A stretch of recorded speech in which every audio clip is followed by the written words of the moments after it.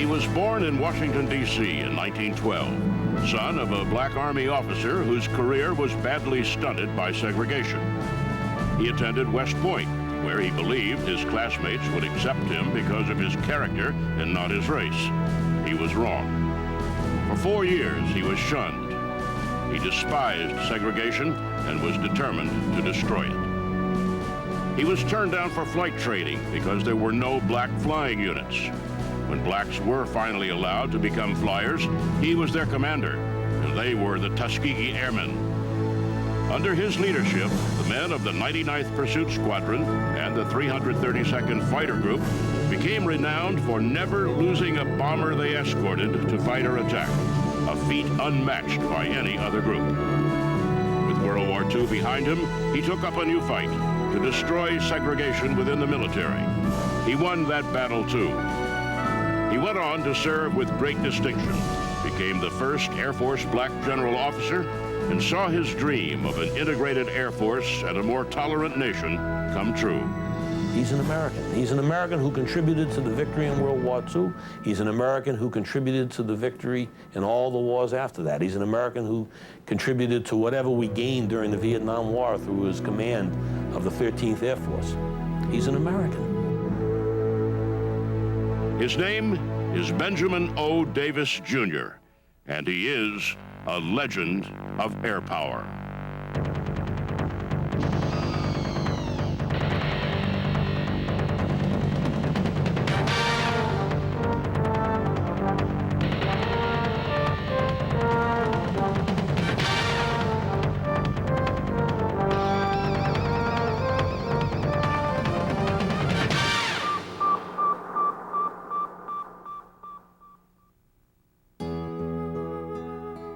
Young Ben Davis was born in Washington, D.C. on December 18, 1912. But by his 3rd birthday, his mother had died, giving birth to his sister Lenora. While his father traveled to different Army postings, he and his sister were raised by their grandparents and aunts and uncles until his father remarried and they could once again be together. He attended segregated schools in Washington during his early years, but feels he got an excellent education. As a teenager, he moved with his father to Cleveland, Ohio, where he attended integrated schools for the first time. And he excelled academically and athletically. He was president of his senior class in high school and lettered in track. He was determined to follow in his father's footsteps as a military man and applied to the U.S. Military Academy at West Point. While he awaited his acceptance, he briefly attended Wayne State University and the University of Chicago to improve his math skills. He entered West Point in 1932 with great hopes and was sure his classmates would accept him for his character and merit. He could not have been more wrong. General Davis shared with me, Tess, you really don't know how bad it was for me and for others. And I said, sir, can you explain? It was difficult, but he knew it was going to be that difficult. He was prepared for the inevitable.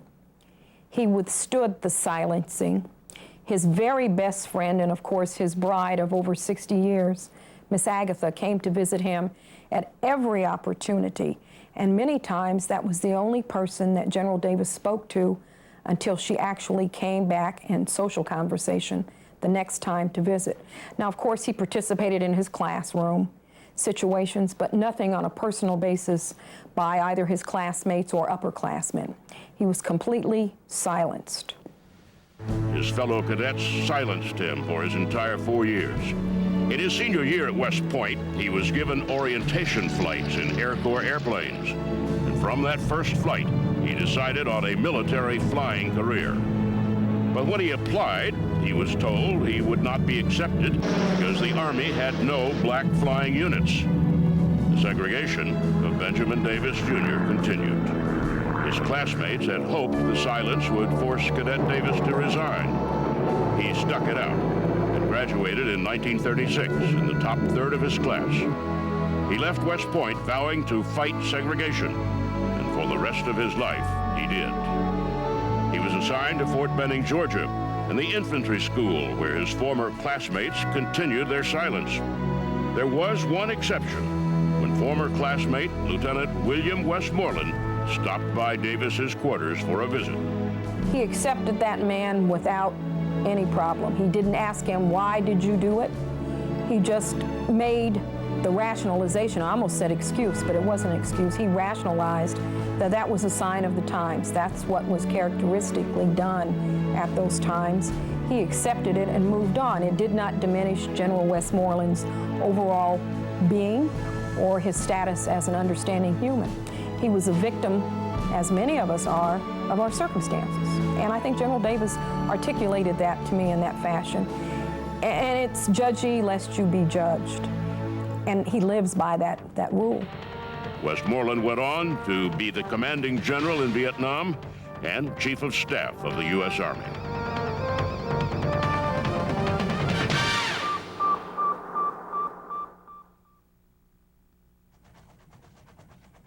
After Fort Benning, Davis moved to Fort Riley, Kansas, where he served as the aide-de-camp for his father, Brigadier General Benjamin O. Davis, Sr. His father had been promoted by President Franklin D. Roosevelt to help ensure the black vote during the 1940 election. But Roosevelt did one more thing for the Davises and other black military men who aspired to fly. He promised prominent black community leaders that if he were reelected with a strong black vote, he would form a black flying school and the 99th Pursuit Squadron in the Army Air Corps. Roosevelt was reelected, and he fulfilled his promise. Since there was no other black West Pointer in the Army, the brass focused on Davis to be the 99th's commander. He was given a flight physical at Fort Riley, where his father was stationed, and he was aide-de-camp to his father. The flight surgeon, not knowing that the Air Corps had decided that they were going to allow blacks to serve, failed him because he had epilepsy. My God. If he had epilepsy, he couldn't have been an officer in the first place. The sham continued. A flight surgeon got the word that no, we don't want him failed. We want him to command this organization. Then he was passed and he was sent to Tuskegee. In the spring of 1941, the first 13 Tuskegee Airmen began flight training. The white mindset of the time was convinced that the Tuskegee Airmen would fail and that no black man could become a pilot, much less a fighter pilot. They thought blacks were lazy, childlike, and incompetent. They were also thought to lack the hand-eye coordination and physical dexterity necessary to be a fighter pilot. The litmus test was different for black Americans at that time than it was for white Americans. There were so many things to prove. And it wasn't just that they were capable of flying airplanes, but there had been so many misrepresentations that blacks were uncontrollable. They lacked discipline. And General Davis set out to show that, yes, if there are rules, you must follow them. I follow them, and I'm only going to ask of you that which I would do myself. In the spring of 1942, the first 5 black flyers graduated as Army Air Force pilots. Captain Benjamin O. Davis, Jr. was there. Well, here we are, and I'm looking at a picture that was taken back in 1942. And I must say that it takes me back in memory a long way. I see a lot of old friends here. This one class went on, of course. It was followed each month by a new set of graduates. Enough were finally graduated, the first 25, to form a fighter squadron. This was called in those days the 99th Pursuit Squadron. We left the old T-6 and started flying T-40.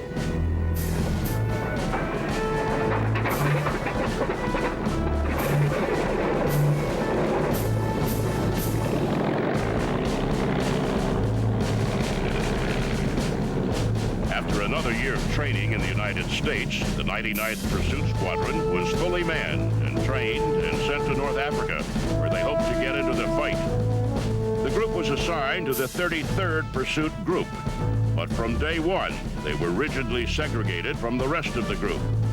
And the 33rd's commander even refused to provide experienced flight leads to lead them into battle the first time, a practice that was afforded every other group. And when they did not perform magnificently in the beginning, the commander of the 33rd started a campaign to get them removed from combat, which failed.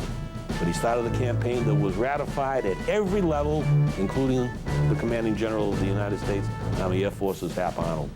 But the Army Chief of Staff, General George Marshall, had a question and decided to have a study done. Lieutenant Colonel Davis, back in the United States at the time to pick up the 332nd Fighter Group, was brought to Washington, where he successfully defended his command and was given more time for them to prove themselves. Performance is the absolute key in combat.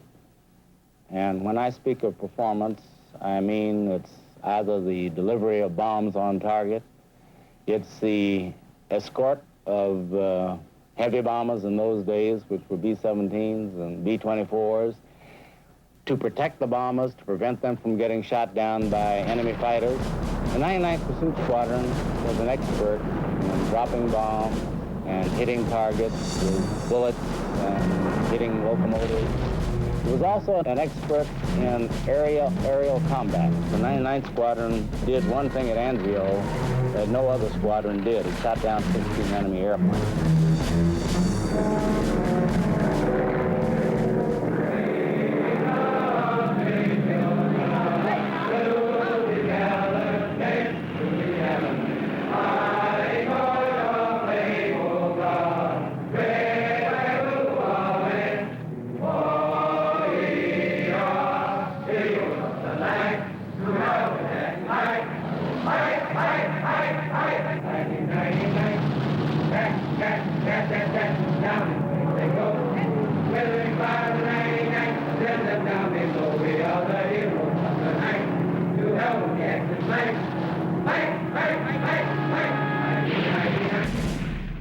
In the summer of 1943, Captain Charles Hall shot down their first enemy fighter, a German Focke-Wulf 190 with his obsolete Curtiss P-40 Warhawk.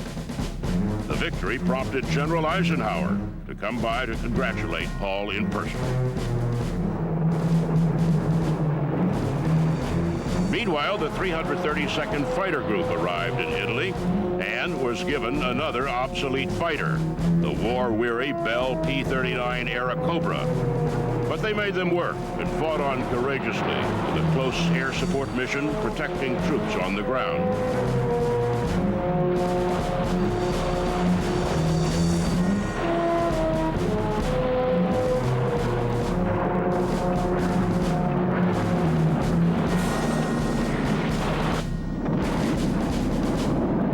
Spring of 1944, the 15th Air Force bombers were taking heavy losses to German fighters.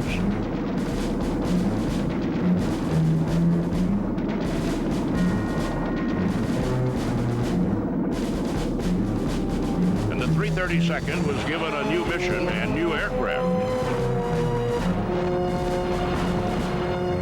First, flying Republic P-47 Thunderbolts, and later North American P-51 Mustangs. The Red Tails, as the Tuskegee Airmen became known by the bomber groups, began escorting the bombers and did an exceptional job. Flying to the Ploesti airfields, flying to southern Germany, flying to Berlin even, the 1,500-mile flight by the group. Some 72 airplanes, Mustangs, took part in that flight in March of '45. I'd make this big point. Here's old Spanky Roberts, here's Mac Ross, Custis, there's Span Watson, who works over in the FAA right now. All of these men performed these types of missions. They flew 200 missions, escort missions, perhaps 10,000 sorties. Between May of '44 and April of '45, when they stopped flying, they never lost a bomber to an enemy fighter. And there is not another outfit in the United States Army Air Forces that can make that claim.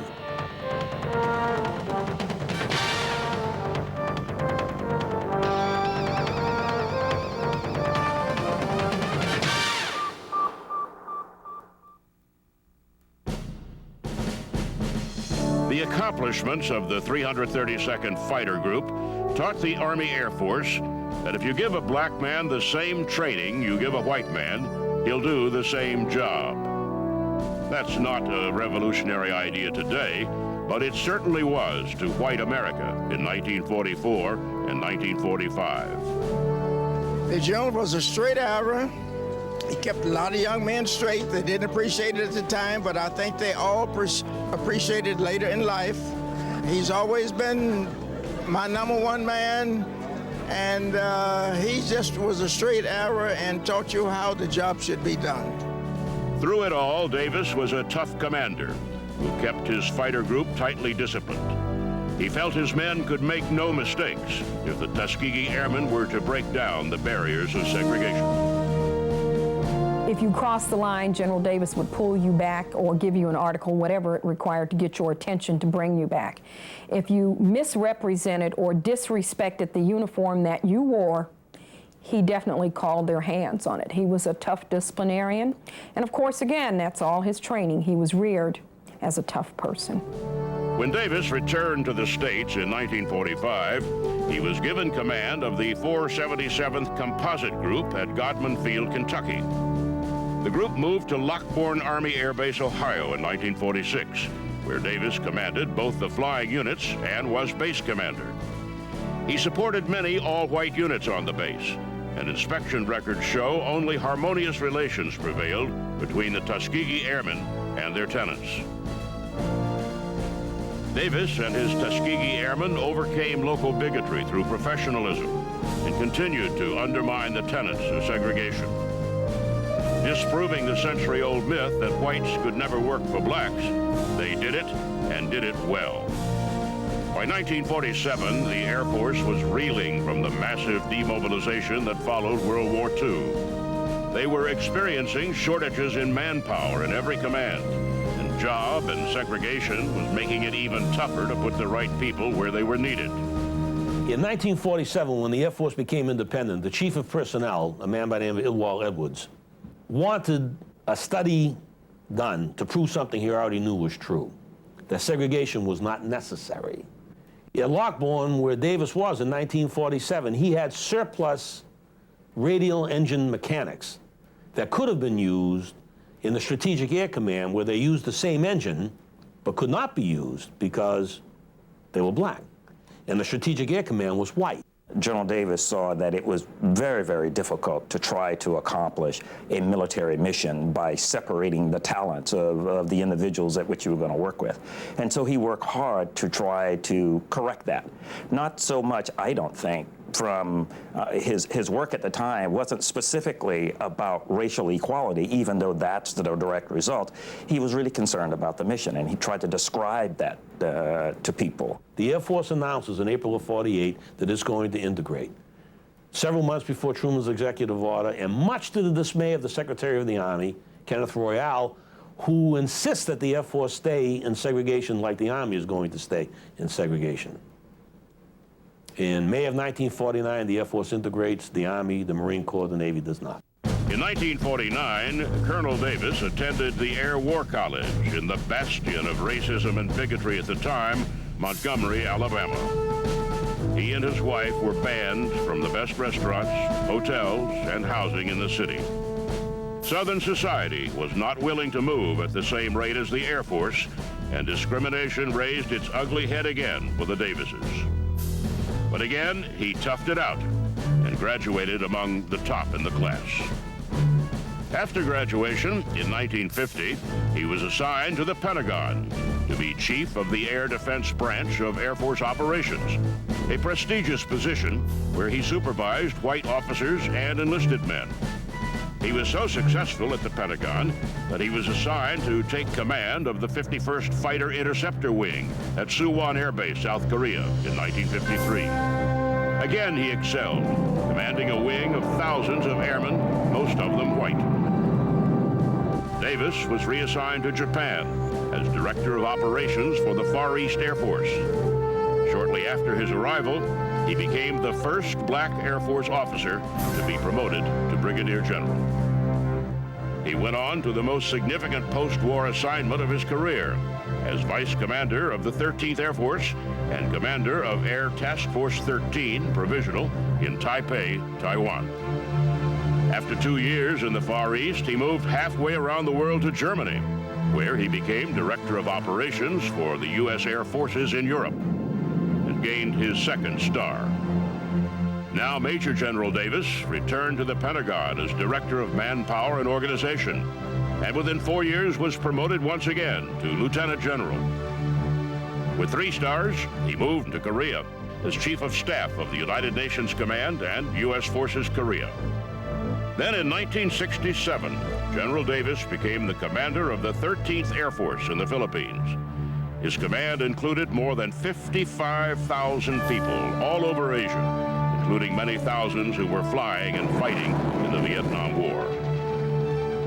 After a year in the Philippines, General Davis was summoned back to the United States as Deputy Commander of U.S. Strike Command.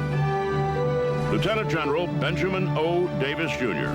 retired from the Air Force in 1970 after more than 33 years of active duty. As I and others look back on it, the impact that General Davis had on the military, the Air Force, and the nation at that time is as significant as the war itself, World War II itself, because that was truly a turning point in my mind for the nation. Today, we advance to the rank of 4-star General Benjamin O. Davis, Jr., a hero in war, a leader in peace, a pioneer for freedom, opportunity, and basic human dignity. He earned this honor a long time ago. Our armed forces today are a model for America and for the world of how people of different backgrounds working together for the common good can perform at a far more outstanding level than they ever could have divided. Perhaps no one is more responsible for that achievement than the person we honor today. To all of us, General Davis, you are the very embodiment of the principle that from diversity we can build an even stronger unity, and that in diversity we can find the strength to prevail and advance. He is a great leader, a great patriot, and a great American. And for this, he is a legend of air power.